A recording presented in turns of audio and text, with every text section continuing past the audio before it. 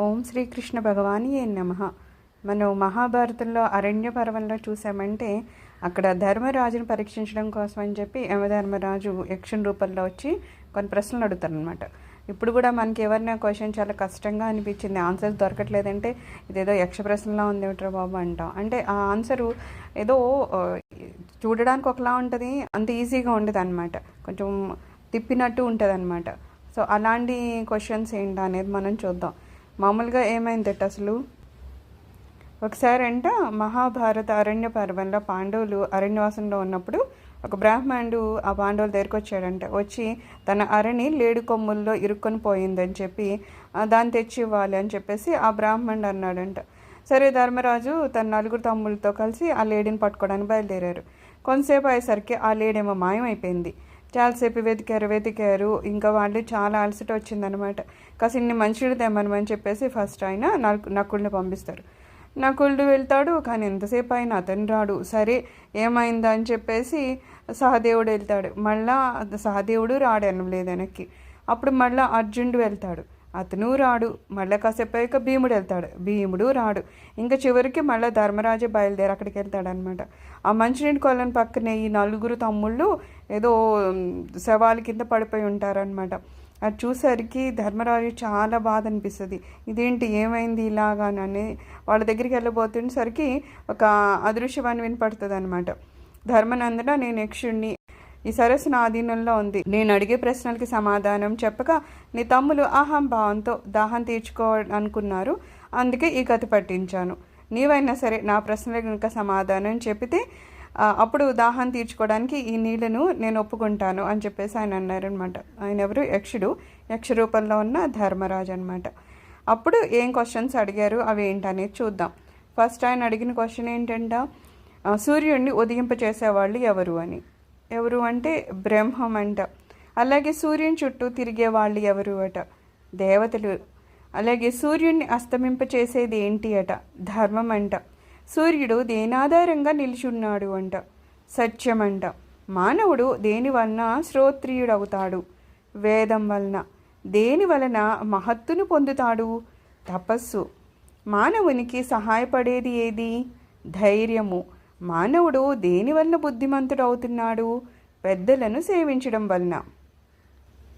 మానవుడు మానవత్వాన్ని ఎలా పొందుతాడు? అధ్యయనం వలనట. మానవునికి సాధుత్వాలు ఎలా సంభవిస్తాయి?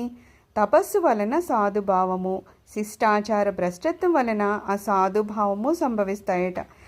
మానవుడు మనుష్యుడెట్లు అవుతాడు? మృత్యుభయం వలనంట. జీవన్మృతుడెవరు అంటే దేవతలకి, అతిథులకు, పితృసేవకాదులకు పెట్టకుండా తినేవాడట. భూమి కంటే భారమైంది జనని అట. ఆకాశం కంటే పొడవైంది తండ్రట. గాలి కంటే వేగమైంది మనసట. మానవునికి సజ్జనత్వం ఎలా వస్తుంది అంటే ఇతరులు తన పట్ల ఏ పని చేస్తే, ఏ మాట మాట్లాడితే తన మనసుకు బాధ కలుగుతుందో తాను ఇతరుల పట్ల కూడా ఆ మాటలు మాట్లాడకుండా ఎవరు ఉంటాడో అట్టివానికి సజ్జనత్వం వస్తుంది అని చెప్తున్నారు. తృణం కంటే లేసమైంది ఏంటట? చింతట. నిద్రలో కూడా కన్ను మూయందేటట? చేపట. రాజ్యమేలేవాడు దైవత్వాన్ని ఎలా పొందుతాడు? అస్త్ర విద్య వలనంట. రాజ్యాధినేతకు సజ్జనత్వం ఎలా కలుగుతుంది? యజ్ఞం చేయడం వలన. జన్మించియు ప్రాణం లేనిది గుడ్డు, రూపం ఉన్న హృదయం లేనిది రాయి. మానవునికి దుర్జనత్వం ఎలా వస్తుంది? శరణుజొచ్చిన వారిని రక్షించకపోవడం వలనట. ఎల్లప్పుడూ వేగం కలిగేది నది. రైతుకు ఏది ముఖ్యము? వాన. బాటసారికి, రోగికి, గృహస్థుకు, చనిపోయిన వారికి బంధువులెవరు? సార్థము, వైద్యుడు, శీలవతి, అనుకూలవతి అయిన భార్య, సుకర్మ, వరుసగా బంధువులు. ధర్మానికి ఆధారమేది? దయ, దాక్షిణ్యము. కీర్తికి ఆశ్రయమేది? దానము. దేవలోకానికి దారి ఏది? సత్యము. సుఖానికి ఆధారమేది? శీలము. మనిషికి దైవిక బంధువులెవరు?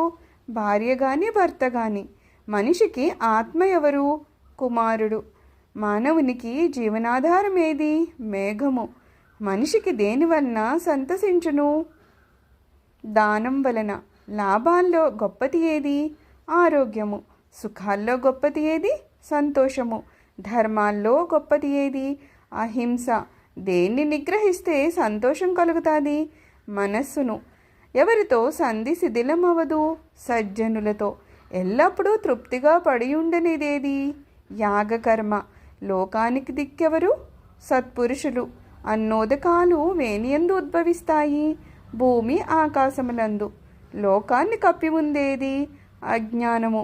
శ్రాద్ధ విధికి సమయమేది? బ్రాహ్మణుడు వచ్చినప్పుడు. మనిషి దేన్ని విడచి సర్వజనాధరణీయుడు, శోకరహితుడు, ధనవంతుడు, సుఖవంతుడు అవుతాడు? వరుసగా గర్వము, క్రోధము, లోభము, తృష్ణ విడిచినప్పుడు. తపస్సు అంటే ఏంటి? తన వృత్తి కులధర్మము ఆచరించడము. క్షమ అంటే ద్వంద్వాలు సహించడం. సిగ్గంటే చేయరాని పనులంటే జడవడము. సర్వధని అనుదగవాడు ఎవరు? ప్రియాప్రియాలను సుఖదుఖాలను సమంగా ఎంచేవాడు. జ్ఞానం అంటే మంచి చెడ్డన్ని గుర్తించగలగడం. దయ అంటే ప్రాణులన్నింటి సుఖము కోరడం. అర్జవం అంటే సదా స్వభావం కలిగి ఉండడము. సోమరితనం అంటే ధర్మకార్యాలు చేయకుండడం. దుఃఖం అంటే అజ్ఞానము. ధైర్యం అంటే ఇంద్రియ నిగ్రహం.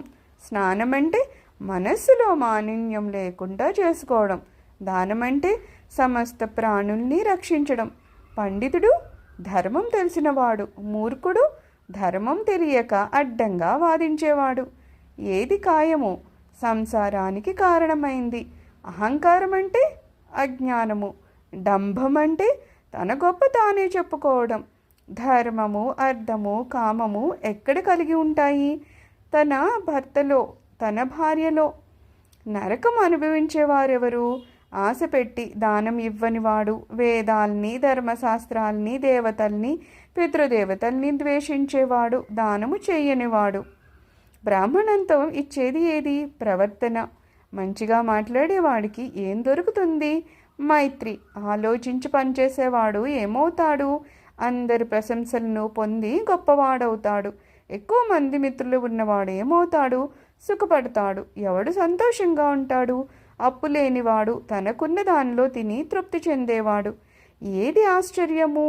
ప్రాణులు ప్రతిరోజు మరణిస్తూ ఉండడం చూస్తూ కూడా మనిషి తానే శాశ్వతంగా ఈ భూమి మీద ఉండిపోతాను అనుకోవడం. లోకంలో అందరికన్నా ధనవంతుడు ఎవరు? ప్రియము, అప్రియము, సుఖము, దుఃఖము మొదలైన వాటిని సమంగా చూసేవాడు. స్థితప్రజ్ఞుడు అని ఎవరిని అంటారు? నిందాస్తుతులందు, శీతోష్ణాలయందు, కలిమిలేమిలందు, సుఖదుఖాలందు సముడై లభించిన దాంతో సంతృప్తుడై అభిమానాన్ని విడిచి అరిషడ్వర్గాలను జయించి స్థిరబుద్ధి కలవాడుగా ఎవరైతే ఉంటారో వాన్ని స్థితప్రజ్ఞుడు అంటారు. ఇలా యక్షుడేసిన అన్ని ప్రశ్నలకు యుధిష్ఠిరుడు ఇచ్చిన సమాధానాలకి యముడు చాలా సంతృప్తి పడతాడు. 4 సోదరులు అక్కడ చనిపోయి ఉన్నారు కదా, ఒక సోదరిని జీవింపచేస్తాను, ఎవరినన్నా ఒకరిని కోరుకో అని చెప్తారు. చెప్తే అప్పుడు యుధిష్ఠిరుడు ఏమంటాడంటే మాద్రి కుమారుడు నకుల్ని బతికించమని చెప్తారనమాట. అయితే మళ్ళీ తను అడుగుతాడనమాట, అదేంటి నీ సొంత తమ్ముళ్ళు ఉన్నారు కదా అర్జునుడు, భీముడును, వాళ్ళని వదిలేసి నకులు సహదేవుల్లో నకుల్ని జీవించమని చెప్తున్నావు ఏంటంటే, అప్పుడు చెప్తాడనమాట తన తల్లికేమో నేను ఒక కొడుకుని ఉన్నాను, మరి అలాగే తన పిన్ని మాద్రికి కూడా ఒక కొడుకు ఉండాలి కదా, అందుకని నేను నకుల్ని బతికించమని చెప్పానంటారు. ఇలాగ ఏ పని చేసినా సరే యుధిష్ఠిరుడు చాలా ధర్మయుక్తంగా ఆలోచిస్తాడనమాట. ప్రతిదీ చాలా ధర్మంగానే ఉన్నారు ఆయన, అందుకే ధర్మరాజు అని అంటాం మనం. అది చూసి అప్పుడు ఆ యక్షుడు యమధర్మరాజు రూపంలోకి వస్తాడనమాట. అతనే యాక్చువల్గా ఈ ధర్మరాజు యొక్క తండ్రి కూడా అనమాట, యమధర్మరాజు. ఆయన అంట జింకలాగా ఒక మారువేషం వేసుకొని అరాని దొంగిలించాడని తర్వాత చెప్తారనమాట. తర్వాత మళ్ళా ధర్మరాజుని ఆశీర్వదించి మిగిలిన పాండవులందరినీ కూడా బ్రతికింపజేస్తారనమాట. అప్పుడు ఆయన అంటారనమాట, నువ్వు ఈ ధర్మాన్ని పట్టుకుని ఉన్నావు కాబట్టి ఈ ధర్మమే నిన్ను రక్షిస్తుంది. అరణ్యవాసంలో ఉన్నారు ప్రస్తుతము, ఆ తర్వాత అజ్ఞాతవాసంలో కూడా ఎవరు కూడా నిన్ను గుర్తించకుండా ఉంటారు అని చెప్పేసి ఆయన ఆశీర్వాదాలు ఇచ్చి వెళ్ళిపోతారనమాట.